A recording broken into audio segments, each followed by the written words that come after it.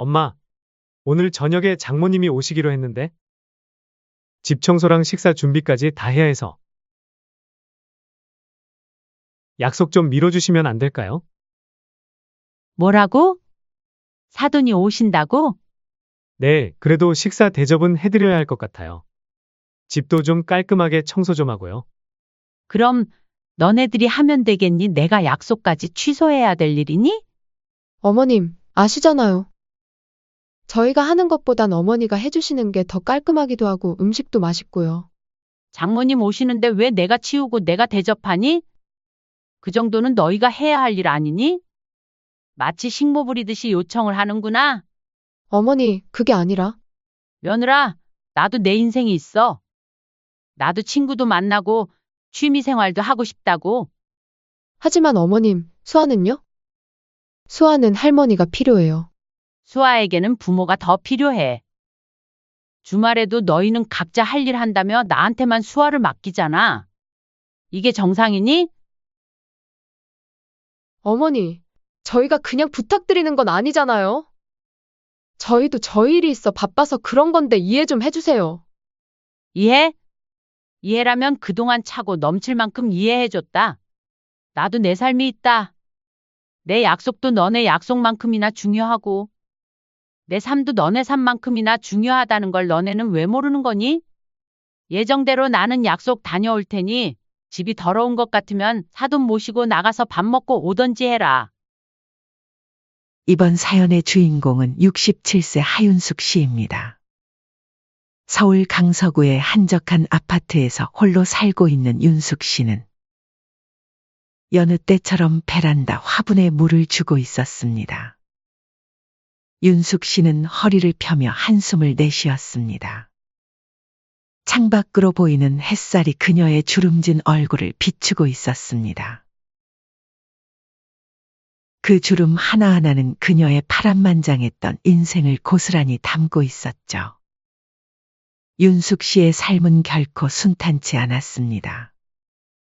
남편은 연이은 사업 실패로 엄청난 빚을 남긴 채 갑작스럽게 세상을 떠났고 하루아침에 빚더미에 앉은 미망인이 되었습니다. 하지만 윤숙 씨는 절망에 빠져 있을 시간이 없었죠. 이대로는 안 되겠어. 뭐라도 해야겠어. 윤숙 씨는 어릴 적 시댁에서 배운 간장게장 비법으로 작은 식당을 차렸습니다. 처음에는 골목 안쪽 자그마한 가게였지만 그녀의 간장게장 맛은 금세 입소문을 탔습니다. 손님들이 줄을 서기 시작했고 3년 만에 남편의 빚을 모두 갚았습니다. 5년 후에는 지역 맛집으로 확고히 자리 잡았죠. 이게 꿈이야, 생시야. 그렇게 윤숙 씨는 2년 전 비싼 권리금을 받고 가게를 넘겼습니다. 그 돈으로 지금의 아파트를 장만했고 남편이 남긴 빚을 갚느라 생각보다 풍족하진 않지만 걱정 없는 노후를 보내고 있었습니다. 오랜 친구들과 차도 마시며 여유로운 일상을 즐기는 것이 그녀의 소소한 행복이었죠. 오늘도 윤숙 씨는 저녁 식사 후 TV를 보며 편안한 시간을 보내려던 참이었습니다. 그때 갑자기 휴대폰이 울렸습니다. 화면에는 아들이라는 이름이 떴습니다. 어머, 웬일로 전화를 다 했대. 아들 부부와의 관계가 나쁘진 않았지만 그렇다고 특별히 가깝지도 않았습니다. 명절과 생일의 형식적인 방문과 전화가 전부였죠. 특히 며느리와는 어색한 사이였습니다. 여보세요, 도윤아? 어머니, 혹시 내일 시간 되세요? 저희가 좀 찾아뵙고 싶은데. 윤숙 씨는 의아했지만 고개를 끄덕였습니다. 그래, 무슨 일인데 그래? 언제든 와라. 오랜만에 우리 아들 얼굴 한번 보자. 다음 날 초인종 소리가 울렸습니다. 문을 열자 아들 도윤과 며느리 세연 그리고 손주 수아가 서 있었습니다. 어머니, 오랜만이에요. 아들과 며느리가 공손하게 인사했습니다. 윤숙 씨는 손주 수아를 보며 미소를 지었습니다. 거실로 들어온 아들 부부는 어색하게 자리에 앉았습니다. 윤숙 씨는 차를 내오며 말을 꺼냈습니다. 갑자기 웬일이니? 무슨 일 있어? 아들과 며느리는 서로 눈치를 보다가 아들이 먼저 입을 열었습니다. 엄마, 사실 부탁드릴 게 있어서 찾아왔어요. 저희가 둘 다 일을 하고 있는데 최근에 세연이 직장에서 중요한 프로젝트를 맡게 됐어요. 게다가 제 회사는 구조조정 중이라 더 열심히 일해야 하는 상황이고요. 며느리가 말을 이었습니다. 어머님, 죄송한데. 저희 집에서 딱 6개월에서 1년만 수아를 봐주실 수 없을까요? 지금 어린이집도 대기가 길고 시터 구하기도 힘들어서요. 너무 갑작스럽구나. 미리 언지라도 주지 그랬니? 윤숙 씨가 머뭇거리자 아들이 간절한 표정으로 말했습니다. 아시잖아요. 저희 아파트 대출금도 있고 지금 세연이 일까지 그만두면 정말 힘들어요. 엄마, 제발 도와주세요. 딱 6개월만이라도. 맞아요, 어머님. 6개월만 지나면 수아도 어린이집에 들어갈 수 있을 거예요. 저희가 정말 감사히 여기겠습니다. 며느리의 목소리에는 다급함이 묻어 있었습니다. 윤숙 씨는 깊은 한숨을 내쉬었습니다. 사실 그녀는 지금의 자유로운 생활이 좋았습니다. 그리고 한번 손주를 맡기 시작하면 쉽게 끝나지 않을 것이라는 것도 알고 있었죠. 지금 이 자리에서 말할 수 있는 건 아닌 것 같구나. 일단 생각해보고 연락 줄게. 윤숙 씨의 머뭇거림에 아들 부부의 표정이 어두워졌습니다. 어머니, 제발요. 저희가 정말 다른 방법이 없어서 그래요. 윤숙 씨는 고개를 돌렸습니다. 아들의 이런 모습은 처음이었습니다. 그녀는 잠시 생각에 잠겼습니다. 윤숙 씨는 자신이 힘들 때 아무도 도와주지 않았다는 것을 떠올렸습니다. 남편이 빚을 지고 떠났을 때도 간장게장집을 시작했을 때도 모두 혼자 헤쳐나왔습니다. 6개월 만이라고? 네, 어머니. 딱 6개월 만이에요. 윤숙 씨는 고개를 끄덕였습니다. 알았어. 딱 6개월만 도와줄게. 그 이상은 안 돼. 아들 부부의 얼굴에 기쁨이 번졌습니다. 그들은 연신 감사하다는 말을 반복했습니다. 어머니, 정말 감사합니다. 저희 집에 어머니 방도 따로 만들고 불편하시지 않게 해드릴게요. 윤숙 씨는 아들의 집으로 이사할 준비를 했습니다. 하지만 그녀의 마음 한구석에는 불안감이 자리 잡고 있었습니다. 이렇게 한번 떠맡게 되면 6개월이 1년, 2년이 될 수도 있다는 것을 다른 사람들의 사연에서 많이 접했기 때문이죠. 하지만 그때는 나는 다를 거라 생각했습니다. 아들 도윤 씨의 집은 부천에 있는 32평 아파트였습니다. 처음 도착했을 때 며느리는 정성껏 방을 정리해 놓았고 윤숙 씨를 정중히 대했습니다. 어머님, 이 방을 써주세요. 필요한 거 있으시면 언제든 말씀하세요. 처음 몇 주는 평화로웠습니다. 윤숙 씨는 손주 수아를 돌보며 새로운 일상에 적응해 갔습니다. 아침에 일어나 수아에게 밥을 먹이고 놀아주고 낮잠을 재우는 일과가 자리를 잡아갔죠. 하지만 시간이 흐르면서 상황은 조금씩 달라지기 시작했습니다. 처음에는 며느리가 어머님, 수아 좀 봐주세요. 라고 공손하게 부탁하던 일이 나중에는 그마저도 생략된 채 당연히 윤숙 씨가 손주를 돌볼 것이라고 여기는 분위기가 형성되었습니다. 아침에 출근하는 며느리는 오늘 저녁은 김치찌개 해주세요. 라고 부탁하기 시작했고 점차 냉장고 정리도 좀 해놔요. 와 같은 집안일까지 윤숙 씨의 몫이 되어갔습니다. 내가 아들 부탁으로 손주 봐주러 왔지? 이게 뭐 하는 짓이람. 어느 날 저녁, 윤숙 씨는 하루 종일 손주를 돌보고 집안일을 하고 저녁 식사까지 준비한 후 지친 몸을 이끌고 방으로 들어갔습니다. 그녀는 이런 상황이 자신이 상상했던 손주 돌보기와는 점점 달라지고 있다는 것을 느꼈습니다. 자신이 이 집의 가정부가 되어가는 듯한 기분이었죠. 딱 6개월만이라고 했잖아. 이왕 봐주는 거 조금만 참아주자. 윤숙 씨는 달력을 바라보며 중얼거렸습니다. 이제 겨우 2개월이 지났을 뿐인데 남은 4개월이 걱정되기 시작했습니다. 그녀는 복지관에서 배우던 요가 수업도 그만두었고 친구들과의 모임도 취소해야 했습니다. 그렇게 합가 4개월째 윤숙 씨는 점점 더 집안일에 부담을 느꼈습니다. 손주를 돌보는 것은 물론 집안 청소, 빨래, 식사 준비까지 모든 것이 그녀의 몫이 되었습니다. 며느리는 이제 당연하다는 듯 모든 집안일을 윤숙 씨에게 맡기고 있었죠. 어머님, 오늘은 친구들이랑 회식이 있어서 늦게 들어올 거예요. 수아 재워주세요.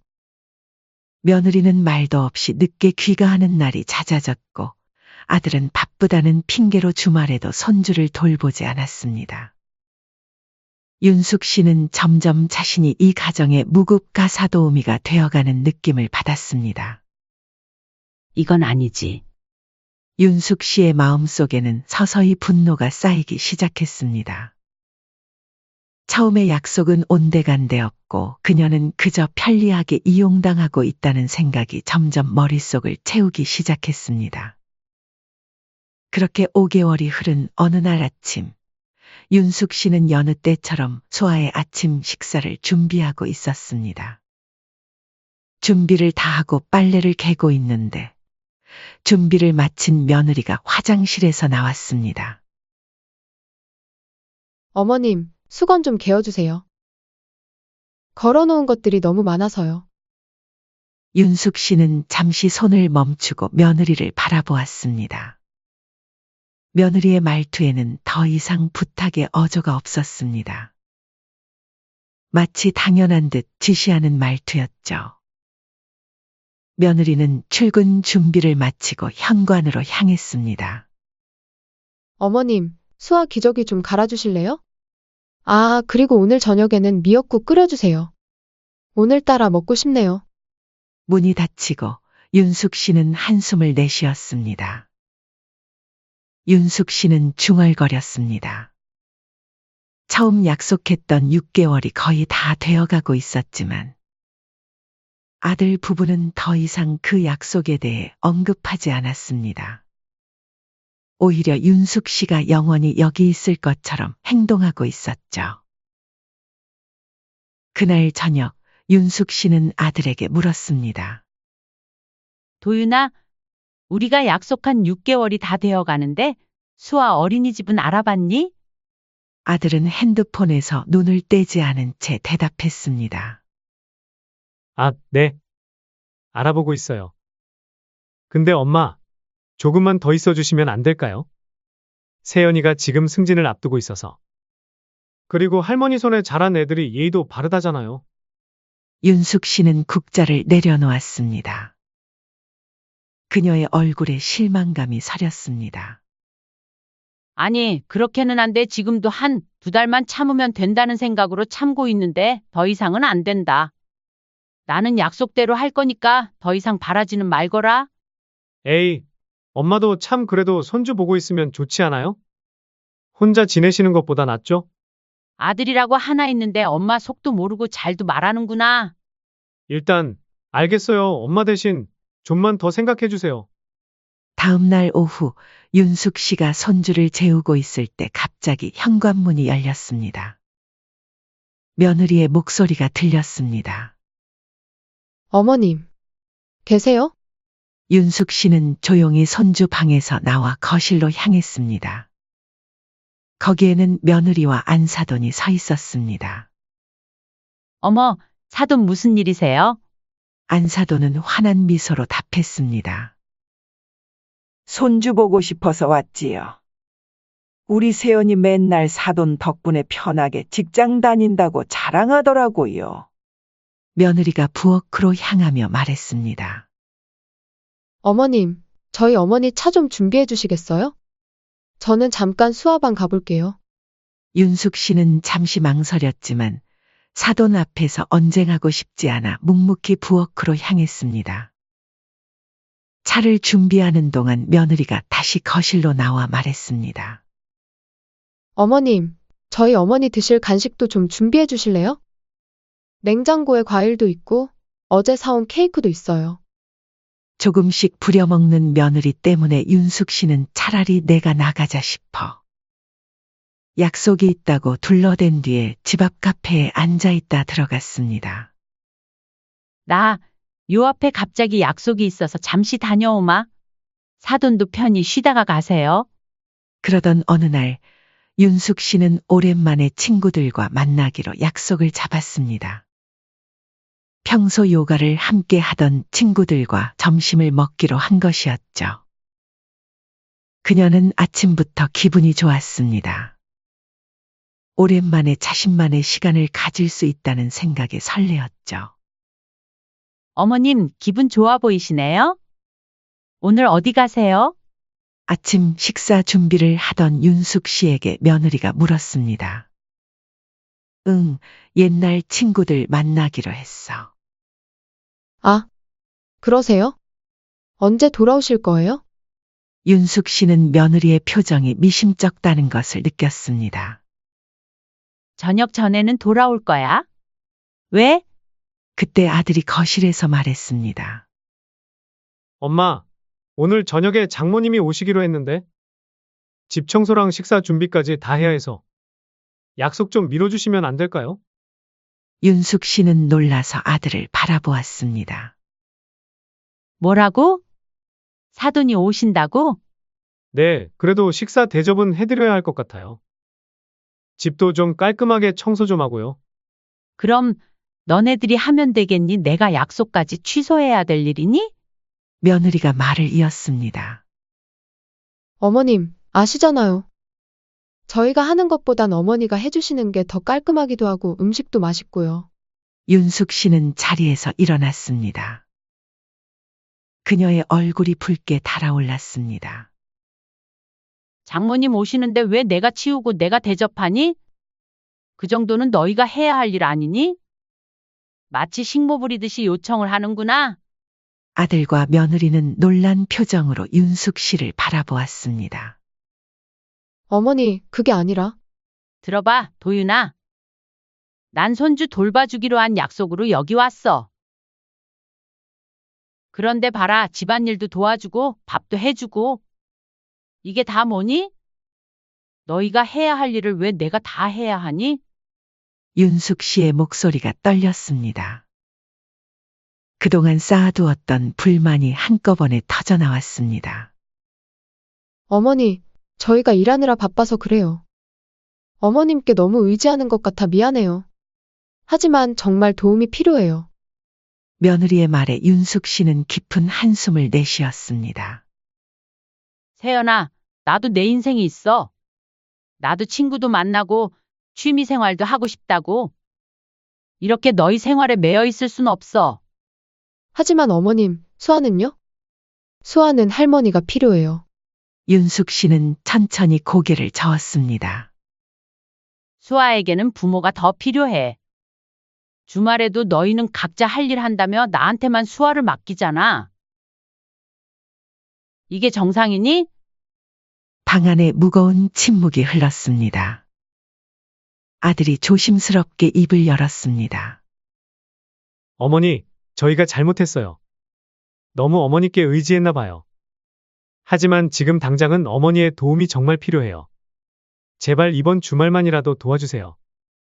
윤숙 씨는 아들의 간절한 눈빛을 마주했습니다. 그녀는 자신이 이대로 물러서면 영원히 이 집의 무급 가정부로 남을 것이라는 것을 알았습니다. 너네 부탁은 어째 끝이 없구나. 작은 부탁 하나씩 들어주다 보면 끝이 없어. 어머니, 저희가 그냥 부탁드리는 건 아니잖아요. 저희도 저희 일이 있어 바빠서 그런 건데 이해 좀 해주세요. 이해? 이해라면 그동안 차고 넘칠 만큼 이해해줬다. 그런데 장모님 오시니까 청소해달라고 나를 부려먹으려고 해? 나도 내 삶이 있다. 내 약속도 너네 약속만큼이나 중요하고, 내 삶도 너네 삶만큼이나 중요하다는 걸 너네는 왜 모르는 거니? 예정대로 나는 약속 다녀올 테니 집이 더러운 것 같으면 사돈 모시고 나가서 밥 먹고 오던지 해라. 그렇게 윤숙 씨는 예정대로 모임 약속에 나갔습니다. 예상대로 아들 며느리는 불만 섞인 목소리를 내었죠. 늦은 밤, 윤숙 씨는 모임을 마치고 조용히 아들 집으로 돌아왔습니다. 현관문을 열자 아파트는 고요했습니다. 아들과 며느리는 이미 잠들어 있었죠. 거실 불은 꺼져 있고 시계는 자정을 가리키고 있었습니다. 윤숙 씨는 신발을 벗고 조용히 자신의 방으로 향했습니다. 방문을 조심스럽게 닫은 그녀는 깊은 숨을 내쉬었습니다. 이제 됐다. 그만할란다. 결심이 선 윤숙 씨는 작은 여행 가방을 꺼내 옷장을 열었습니다. 꼭 필요한 옷 몇 벌과 중요한 서류들만 가방에 넣었습니다. 그녀는 서두르지 않았습니다. 차분하게 마치 오래전부터 계획했던 일을 실행하는 것처럼 짐을 쌌습니다. 작은 메모지에 몇 마디 글을 적었습니다. 내 짐은 택배로 보내줘. 이제 각자의 삶을 살자. 그녀는 메모를 침대 위에 놓고 가방을 들고 조용히 현관문을 향했습니다.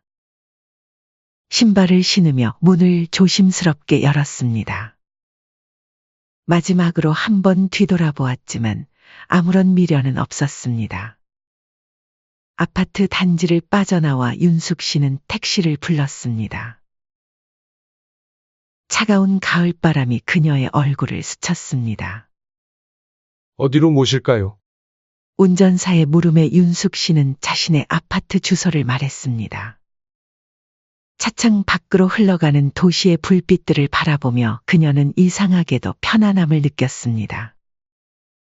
마치 오랫동안 무거운 짐을 내려놓은 것 같은 해방감이었죠. 윤숙 씨의 아파트에 도착했을 때 그녀는 깊은 숨을 들이마셨습니다. 열쇠를 돌리고 현관문을 열자 익숙한 냄새가 그녀를 반겼습니다. 약간 먼지가 쌓여 있었지만 그래도 이곳은 온전히 그녀의 공간이었습니다. 전등을 켜자 아파트 내부가 환하게 밝아졌습니다. 윤숙 씨는 소파에 가방을 내려놓고 주변을 둘러보았습니다. 조용했습니다. 아무도 그녀에게 뭔가를 요구하거나 명령하지 않는 고요함이 좋았습니다. 그녀의 휴대폰이 울렸습니다. 아마도 아들이 그녀가 없다는 것을 발견했을 겁니다. 윤숙 씨는 망설임 없이 전원을 꺼버렸습니다. 오늘만큼은 방해받고 싶지 않았죠. 윤숙 씨는 침실로 들어가 오랜만에 자신의 침대에 누웠습니다. 천장을 바라보며 그녀는 오랜만에 편안한 잠에 들었습니다. 다음 날 아침, 윤숙 씨는 상쾌한 기분으로 일어났습니다. 커피를 한 잔 내리고 베란다에 나가 화분들을 살펴보았습니다. 대부분 말라 있었지만 몇몇은 아직 생명력을 유지하고 있었습니다. 다시 시작해볼까? 오전에 은행에 들른 윤숙 씨는 통장 정리를 했습니다. 그동안 모아둔 저축과 적금을 확인했습니다. 특히 아들에게 물려주려고 만들어둔 증여용 적금이 눈에 띄었습니다. 이걸 왜 지금까지 아꼈을까? 윤숙 씨는 한순간도 망설이지 않고 적금을 해지했습니다. 그 돈으로 자신의 아파트를 리모델링하고 그동안 미뤄왔던 계획들을 실행하고 싶었습니다. 이제는 자신을 위해 살 때였습니다. 자신이 과거에 돈이 없어 고생했었던 경험이 있기 때문에 아들만큼은 그런 걱정 안 하게 하고 싶어 일부러 증여할 돈을 모아두고 정작 자신은 아껴 쓰고 살았는데 너무 자식들에게 퍼주는 삶은 서로에게 좋지 않다는 걸 깨달은 순간이었죠. 아들도 좋지만 내 인생을 위해 살아야겠어? 밖으로 나오며 윤숙 씨는 결단력 있는 발걸음으로 걸었습니다. 자신감에 찬 미소가 그녀의 입가에 머물렀습니다. 그동안 자식들을 위해 희생했던 시간들이 주마등처럼 스쳐 지나갔지만 더 이상 그런 삶은 없을 것입니다. 이제는 나를 위한 인생이야. 윤숙 씨는 중얼거렸습니다. 그녀의 인생 2막이 이제 막 시작되었습니다. 그렇게 3개월이 지났습니다. 윤숙 씨의 아파트는 완전히 달라져 있었습니다. 밝은 민트색 벽지와 새 가구들로 채워진 공간은 그녀의 새 출발을 상징하는 듯했습니다. 윤숙 씨는 요가 수업을 마치고 돌아와 베란다에 앉아 차를 마시고 있었습니다. 그동안 아들 부부에게서 수십 통의 전화와 문자가 왔지만 그녀는 대부분 무시했습니다. 명절에도 홀로 지냈죠. 그날도 평온한 일상을 보내던 중이었습니다. 그런데 갑자기 초인종이 울렸습니다. 윤숙 씨는 의아한 표정으로 문을 향해 걸어갔습니다. 아무도 올 사람이 없었기 때문이죠. 누구세요? 도어폰을 통해 보이는 것은 아들과 며느리였습니다. 윤숙 씨의 얼굴에 당혹감이 스쳐 지나갔습니다. 그녀는 잠시 망설이다가 문을 열었습니다. 엄마, 잘 지내셨어요? 웬일이니? 윤숙 씨의 목소리는 차가웠습니다. 들어가도 될까요? 윤숙 씨는 잠시 고민하다가 문을 열어주었습니다. 그들은 어색하게 거실로 들어와 소파에 앉았습니다. 어머니, 저희가 너무 철없었어요. 정말 죄송합니다. 며느리가 눈물을 글썽이며 말했습니다. 어머님, 저희가 정말 잘못했어요. 어머님께 너무 많은 것을 요구했던 것 같아요. 저희끼리 하려니까 너무 힘들어요. 윤숙 씨는 담담하게 대답했습니다. 이제 와서 그게 무슨 소용이니? 이제 각자 잘 살면 되지. 아들이 간절한 목소리로 말했습니다.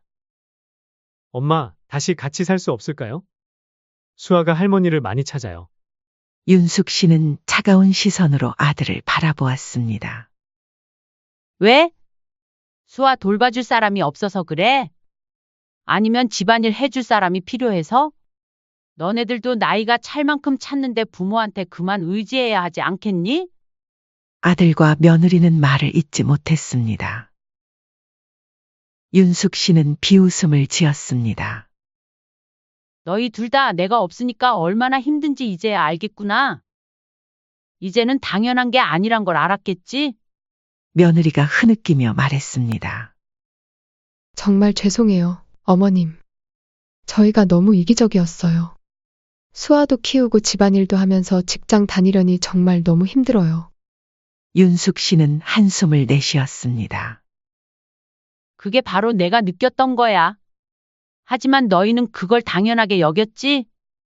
처음에는 고마워하기도 했었던 거 알아.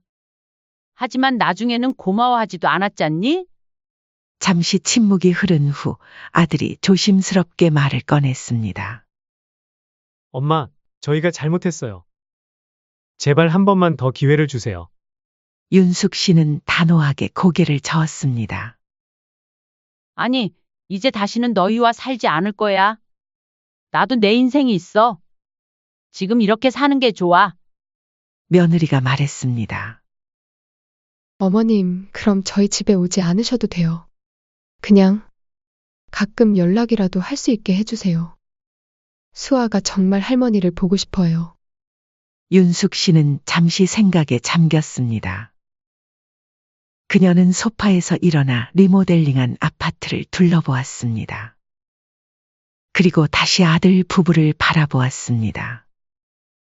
좋아. 하지만 내 조건이 있어. 아들과 며느리는 기대에 찬 눈으로 그녀를 바라보았습니다. 첫째, 다시는 내가 너희 집에서 살자는 얘기는 꺼내지 마. 둘째, 내가 손주를 봐주더라도 그건 내 마음이지 너희가 요구해서가 아니야. 셋째, 나한테 당연히 집안일을 시키는 그런 태도는 절대 안 돼. 아들과 며느리는 고개를 끄덕였습니다. 네, 엄마. 약속드릴게요. 약속할게요, 어머님. 윤숙 씨는 미소를 지었습니다. 그리고 마지막으로 너네들도 손주한테 모든 걸 다 바치는 삶은 살지 마라. 나처럼 되지 말고 서로 아껴주며 살아. 아들과 며느리는 놀란 표정으로 서로를 바라보았습니다. 윤숙 씨의 말에는 깊은 지혜가 담겨 있었습니다. 이제 가봐. 다음 주에는 밖에서 식사하고 커피나 마시고 헤어지자. 앞으로는 웬만하면 밖에서 보는 게 좋겠어. 그들이 떠난 후 윤숙 씨는 다시 베란다에 앉아 차를 마셨습니다. 창밖으로 보이는 석양이 아름다웠습니다. 그녀는 미소 지었습니다. 그 후로도 윤숙 씨는 자신만의 생활을 계속했습니다. 매주 화요일과 목요일에는 요가를 배우고 주말에는 복지관에서 봉사활동도 했습니다. 취미로 시작한 수채화 교실에서는 꽤 재능을 보이기도 했죠. 가끔씩 아들 가족이 방문했습니다. 처음보다 훨씬 공손해진 아들과 며느리는 더 이상 윤숙 씨에게 무리한 부탁을 하지 않았습니다. 손주 수아도 할머니를 만나는 시간이 특별한 날이 되었습니다.